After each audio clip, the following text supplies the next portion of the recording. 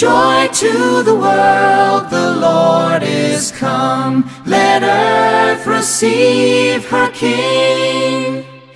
Let every heart prepare him room. And heaven and nature sing, and heaven and nature sing, and heaven and nature sing. ଖ୍ରୀଷ୍ଟଙ୍କ ଜଗରେ ମୋର ପ୍ରିୟ ବାପା ମା ଭାଇ ଭଉଣୀ ମାନେ ସମସ୍ତଙ୍କୁ ମୋର ଏହି ଆଗମନ କାଳର ନମସ୍କାର ଏବଂ ଜୟ ଯୀଶୁ।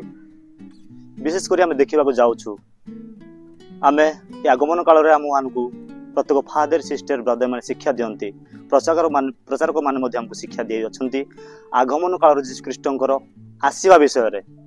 ଯେ ଯୀଶୁଖ୍ରୀଷ୍ଟ ଆମମାନଙ୍କ ନିକଟକୁ ଆସି ଆମ ହୃଦୟରେ ସେ ଜନ୍ମ ନେବାକୁ ଯାଉଅଛନ୍ତି।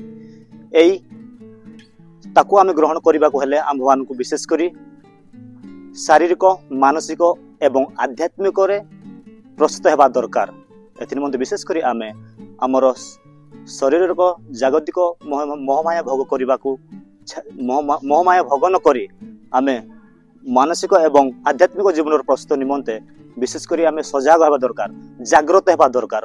ସେ ଆନନ୍ଦର ପ୍ରକାଶ କରିବାକୁ ଯାଉଅଛନ୍ତି, ସେ ପରମେଶ୍ୱର ଆମ ନିକଟକୁ ଆସି ଆମ ହୃଦୟରେ ଜନ୍ମ ହେବାକୁ ଯାଉଅଛନ୍ତି। ତେଣୁ ବିଶେଷ କରି ଆମେ ଏଇ ଆଗମନ କାଳରେ ପ୍ରଭୁ ଯୀଶୁଖ୍ରୀଷ୍ଟଙ୍କୁ ନିମନ୍ତ୍ରଣ କରିବା ପାଇଁ, ଆମ ସହୃଦୟ ନିମନ୍ତ୍ରଣ କରିବା ପାଇଁ ଆମର ପ୍ରତ୍ୟେକଙ୍କ ହୃଦୟକୁ ଆମେ ନିର୍ମଳ କରିବା, ଆମର ମନ ଚିନ୍ତାଧାରାକୁ ପରିବର୍ତ୍ତନ କରିବା।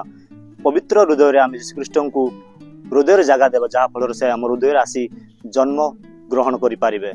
ଏଥିନିମନ୍ତେ ବିଶେଷ କରି ଆମେ ମନରେ ଶରୀରରେ ଏବଂ ଆଧ୍ୟାତ୍ମିକ ଜୀବନର ପ୍ରସ୍ତୁତ ନିମନ୍ତେ ବିଶେଷ କରି ଆମେ ଯୀଶୁଖ୍ରୀଷ୍ଟଙ୍କ ଠାରେ ପ୍ରାର୍ଥନା କରି ପ୍ରସ୍ତୁତ ହେବା ଏବଂ ଆମର ହୃଦୟକୁ ଆମେ ଯୀଶୁଖ୍ରୀଷ୍ଟଙ୍କୁ ନିମନ୍ତ୍ରଣ କରିବା।